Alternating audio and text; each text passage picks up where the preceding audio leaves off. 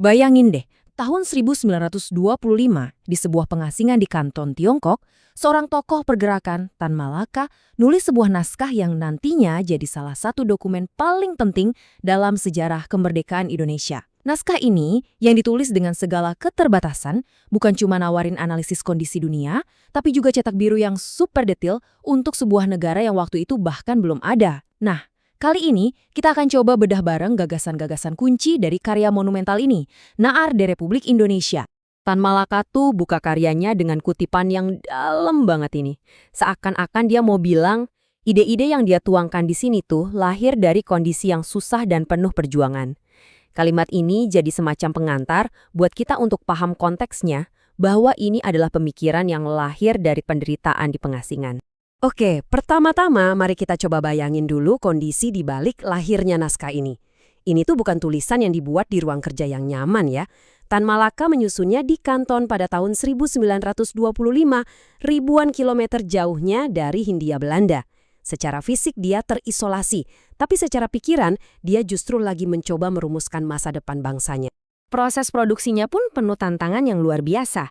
Coba bayangin, Tan Malaka sendiri ngaku kalau dia udah 3 tahun gak aktif pakai bahasa Belanda. Terus, naskahnya dicetak dengan bantuan kawan-kawannya di Tiongkok yang sama sekali gak ngerti si tulisannya. Fakta-fakta ini nunjukin betapa gigihnya dia dan betapa sulitnya menyebarkan gagasan politik pada masa itu. Nah, untuk bisa ngerti usulannya buat Indonesia, kita perlu lihat dulu gimana Tan Malaka memandang situasi dunia saat itu. Karenanya, dia nggak mulai argumennya dari kondisi lokal di Hindia Belanda, tapi dari sebuah diagnosis besar terhadap tatanan global setelah Perang Dunia Pertama. Dalam naskahnya, Tan Malaka seolah-olah memetakan dunia jadi 2 kubu. Di satu sisi, ada negara-negara pemenang perang kayak Amerika, Inggris, dan Prancis. Menurut dia, mereka ini kaya modal, tapi di dalamnya penuh konflik dan saling sikut. Nah, di sisi lain, ada negara-negara yang kalah, kayak Jerman, yang menurut dia udah jadi setengah jajahan, karena ekonomi dan militernya dikontrol total sama sekutu lewat rencana DAIS. Buat ngejelasin pandangannya ini, Tan Malaka pakai sebuah analogi yang cerdas banget. Dia ngegambarin sistem kapitalisme global itu kayak satu bangunan besar yang semuanya saling nyambung. Nah, setiap negara, terutama daerah jajahan kayak Hindia Belanda, itu fungsinya sebagai pilar yang nopang bangunan itu. Logikanya, kalau salah satu pilar utamanya aja roboh, maka seluruh bangunan itu bakal ikut goyah. Dia pun mengidentifikasi beberapa titik lemah atau retakan di fondasi bangunan tadi. Misalnya, persaingan antar negara imperialis sendiri, terus potensi perang besar di Pasifik antara Amerika dan Jepang, sampai kekuatan gerakan buruh yang makin besar di seluruh dunia. Buat dia, ini semua adalah tanda-tanda kalau sistem global yang ada itu nggak stabil. Selanjutnya, kita akan lihat gimana dia nyambungin analisis globalnya tadi ke konteks Hindia Belanda.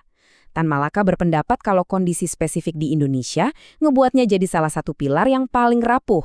Dan justru karena itu, Indonesia punya potensi buat jadi pemicu keruntuhan yang lebih besar. Disinilah letak inti strateginya. Sadar banget sama kondisi masyarakat Hindia Belanda, dia mengusulkan sebuah koalisi besar yang dia sebut aliansi antara kaum proletar, yaitu para buruh pabrik, dengan kelompok mayoritas non-proletar, yang isinya ya petani, pedagang kecil, sampai kaum terpelajar. Pertanyaan berikutnya, kenapa sih aliansi ini jadi penting banget? Kenapa nggak bisa cuma ngandelin kaum buruh aja, kayak teori-teori di Eropa? Nah, jawabannya ada di analisis dia tentang struktur masyarakat kolonial saat itu. Argumennya itu benar-benar didasarkan pada kondisi nyata di Hindia Belanda. Jumlah buruh industri itu masih kecil banget dibanding di Eropa. Terus, dia ngelihat kebijakan ekonomi kolonial itu justru menekan habis perkembangan kelas pedagang pribumi. Hasilnya, lebih dari 90% populasi yang isinya petani, kuli, pedagang kecil, dan lain-lain, dia anggap sama-sama dirugikan oleh sistem yang sama. Musuh bersama inilah yang jadi dasar buat aliansi tadi. Nah, buat nyatuin semua kelompok yang beda-beda ini, Tan Malaka mengadaptasi slogan yang udah terkenal, dengan bilang kalau rakyat nggak akan kehilangan apa-apa kecuali belenggu perbudakan mereka. Dia seolah-olah mau bilat kalau perjuangan kemerdekaan ini bukan cuma buat satu golongan, tapi upaya pembebasan bersama bagi seluruh rakyat yang tertindas. Cerdas banget kan? Naskah ini tuh nggak cuma berhenti di analisis dan strategi. Dia melangkah lebih jauh dengan menyajikan sebuah program yang sangat-sangat terperinci.